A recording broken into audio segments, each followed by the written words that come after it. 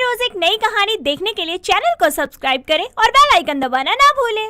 सीरत अपने बॉयफ्रेंड करण के साथ अपने रिश्ते को छुपाते हुए थक गई थी। इसीलिए एक दिन वो गुस्से में भरी हुई अपने कॉलेज में आकर करण के पास जाकर बोलती है, करण यार, मुझे एक बात का साफ साफ जवाब दे। आखिर तो कब तक मुझे यूं ही गर्लफ्रेंड बनाकर घुमाएगा? यार कितना वक्त हो गया है, अब तो मेरे और अपने परिवार वालों से शादी की बात कर ले। आ गई है फिर से चाटने। ये टाइम पास तो सरदर्द बन गया मेरा। अरे बोल भी ले, ऐसे चुपचाप क्यों खड़ा है? अरे बेबी कर लूंगा ना, इतनी किस बात की जल्दी है? तुम क्या किसी और के साथ भागी जा रही हो? बस बहुत हुआ, तुम हमेशा ऐसे ही मेरी बात टालते हो। सीरत करण के आगे कुछ बोलती तभी उसको पीछे से उसकी भाभी आयशा की आवाज आती है, जो उसके कॉलेज आकर उससे बोलती है, सीरत भाभी आप यहाँ? क्या हुआ, ऐसे अचानक कॉलेज क्यों आना पड़ा आपको?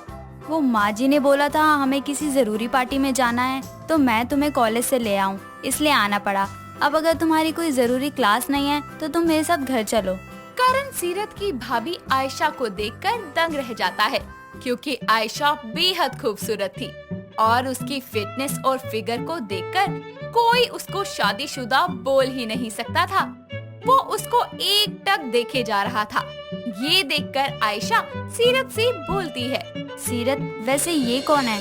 जी मैं खुद बताता हूँ, मैं सीरत का बॉयफ्रेंड हूँ, उससे बेहद प्यार करता हूँ और आप उसकी भाभी हैं, तो इस नाते आप मेरी भी भाभी लगी। ये सब क्या है सीरत? फिलहाल तुम मेरे साथ घर चलो, इसके बारे में मैं तुमसे कल बात करती हूँ। हाँ भाभी, मैं आपको सब कुछ बताती हूँ, चलिए। अच्छा बाय करण, मैं जा रही हूँ। आयशा सीरत को लेकर चली जाती है, लेकिन करण आयशा को याद करता हुआ बोलता है, यार मेरी गर्लफ्रेंड की भाभी कितनी खूबसूरत और हॉट है, मुझे तो पता ही नहीं था। अब तो भाभी से सेटिंग करने के लिए सीरत की उस वीडियो का इस्तेमाल करना ही पड़ेगा। करण अब सीरत के जरिए आयशा तक पहुंचना चाहता था। वहीं शाम को जब सब पार्टी में आते हैं, तो आयशा सीरत से करण के बारे में सब कुछ पूछती है और सब कुछ जानने के बाद वो उसे बोलती है, सीरत देखो, अगर वो लड़का तुमसे शादी करने में इंटरेस्टेड है तो उसको एक आखिरी बार बोलो कि घर आकर बात करे, और अगर वो मना करता है तो तुम उसे छोड़कर अपनी जिंदगी में आगे बढ़ जाओगी। ठीक है भाभी, मैं कल ही करण से बोलती हूँ। सीरत अगले दिन करण से मिलने जाती है और उसे बोलती है, करण आज तुम्हें बताना ही पड़ेगा कि तुम सच में मुझसे शादी करना चाहते हो या नहीं। अरे जान, पहले इधर आओ, तुमको एक चीज दिखाता हूँ, फिर कुछ बोलना। करण अपने फोन में एक वीडियो सीरत को दिखाता है, जिसको देखकर सीरत हैरान होकर बोलती है, तुम कितने घटिया हो, तुमने इस चीज की वीडियो क्यों बनाई? ये सोचकर कि एक दिन ये मेरे काम आएगी, और वो दिन आ गया। अब मैं जैसा बोलता हूँ वैसा करो, वरना मुझे इसको वायरल करने में बिल्कुल समय नहीं लगेगा। क्या चाहिए तुम्हें? इधर आओ, कान में बताता हूँ। करण सीरत के कान में जो उसे चाहिए वो सब बताता है, जिसको सुनकर सीरत की आंखों में आंसू आने लगते हैं और वो कुछ बोलने ही वाली होती है कि तभी करण उसे बोलता है, कुछ बोलने की जरूरत नहीं है, और अब अपनी भाभी को कॉल करके बोलो कि मैंने तुमको प्रपोज किया है शादी के लिए, चलो करो। सीरत अपनी भाभी को करण के शादी के प्रपोजल के बारे में बताती है, जिसके बाद आयशा उसको शाम को करण के साथ घर आने की कहती है, ताकि वो सब मिलकर बात कर सके। आयशा के कहे मुताबिक शाम को सीरत और करण घर साथ में आते हैं।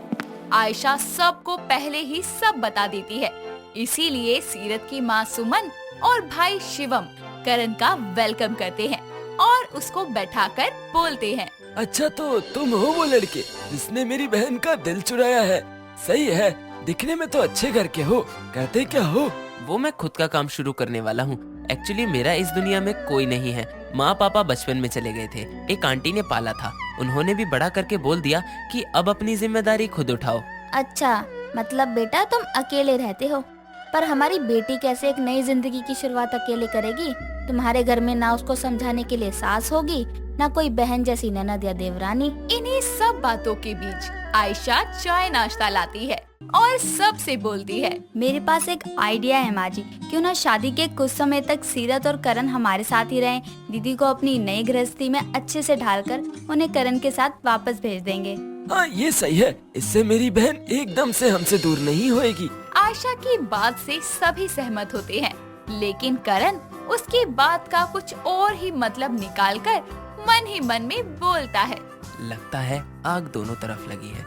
जब भी मुझे अपने करीब रखने के लिए भाभी जी ने खुद ही घर वालों को मुझे घर जमाई बनाने के लिए मना लिया। चलो अच्छा है। उस दिन के बाद सभी सीरत और करण की शादी की तैयारियों में लग जाते हैं।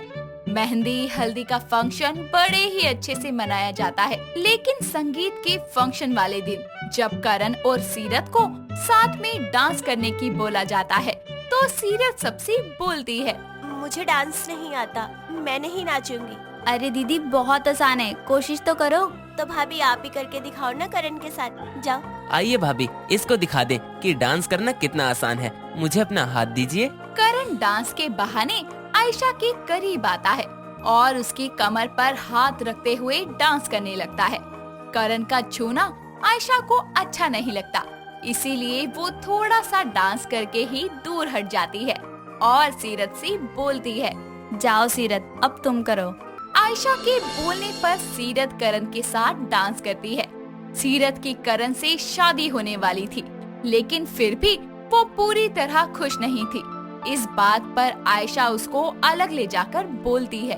क्या हुआ सीरत, तुम खुश नहीं लग रही, कोई बात है क्या? वो भाभी मैं वो सीरत कुछ बोलती इससे पहले ही करण अपने हाथों में फोन को घुमाते हुए सीरत को बिना बोले ही डरा देता है।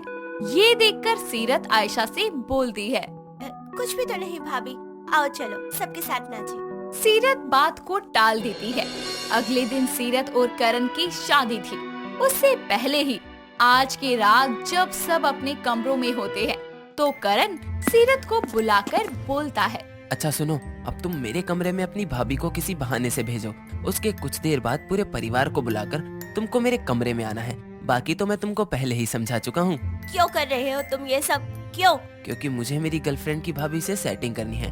काश उस दिन तुम्हारी भाभी कॉलेज नहीं आई होती तो मेरा दिल नहीं आता उन पर अब जो हो रहा है वो होकर रहेगा। चलो जाओ जल्दी। सीरत करण के कहे मुताबिक झूठ बोलकर आयशा को करण के कमरे में भेज देती है, जहां करण शर्टलेस होता है और अंधेरा होने के कारण आयशा करण के ऊपर गिर जाती है। तभी अचानक लाइट जलती है और सभी लोग उस कमरे में आते हैं, जिसके बाद सभी आयशा को ऐसे करण के साथ देखकर हैरान हो जाते हैं। तभी सीरत बोलती है। भाभी ये सब क्या है? आप अंधेरे में करण के साथ, वो भी इस हालत में, आखिर ये सब क्या चल रहा है? सभी हैरानी से करण और आयशा को देख रहे होते हैं। तभी करण बोलता है। ऐसा वैसा कुछ नहीं है, वो बस भाभी मेरे ऊपर गलती से गिर गई थी। अच्छा तो ये बताओ, तुम दोनों इतनी रात को एक साथ कर क्या रहे हो? बताओ करण, क्या कर रहे हो? बताओ ना, बताओ भी या मैं बताऊं? आयशा अपने हाथ में करण के फोन को पकड़े हुए बोलती है। हाँ सीरत, अब तुम सबको सच बताओ, क्योंकि जिस चीज के लिए ये तुम्हें डरा रहा है वो अब मेरे पास है। ये सब क्या है? मेरा फोन दो आप। सीरत ये सब क्या है? तुमको क्या लगा कि प्लानिंग करना सिर्फ तुम्हें आता है? अरे तुम्हारे इन घिनौने और गंदे इरादों के बारे में ना मैंने कल ही भाभी को बता दिया था। तभी उन्होंने कहा कि मैं तुम्हारे कहे मुताबिक ही काम करूं, ताकि तुम्हें मुझ पर कोई शक ना हो। और उन्होंने तुम्हारा फोन भी तुमसे पहले ही ले लिया, ताकि तुम्हें तुम्हारी औकात दिखाई जा सके। अरे पर बेटा ये चल क्या रहा है? आखिर क्या साबित करना चाहते हो तुम? सीरत सबको सच बताओ। भैया मैं करण से प्यार करती थी, लेकिन जिस दिन इसने भाभी को देखा कि तब से ही उनसे सेटिंग करना चाहता था।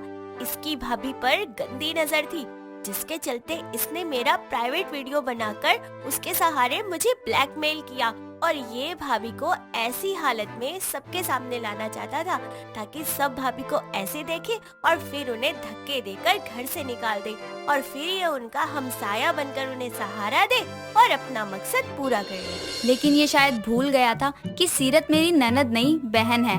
उसके चेहरे को देखकर ही मैं पहचान लेती हूँ कि वो परेशानी में है। बस फिर जैसे ही उसने मुझे सच बताया, मैंने सोच लिया कि इसको सबके सामने एक्सपोज करेंगे। सीरत और आयशा की बात सुनकर शिवम करण को बहुत मारता है और उसके खिलाफ FIR दर्ज करवाकर पुलिस के हवाले कर देता है। साथ ही आयशा की समझदारी से सीरत और उसकी खुद की जिंदगी खराब होने से बच जाती है। दोस्तों, अगर आपको ये कहानी पसंद आई तो इसे लाइक करें, शेयर करें और कमेंट करके बताएं कि कहानी में आपको सबसे अच्छा क्या लगा।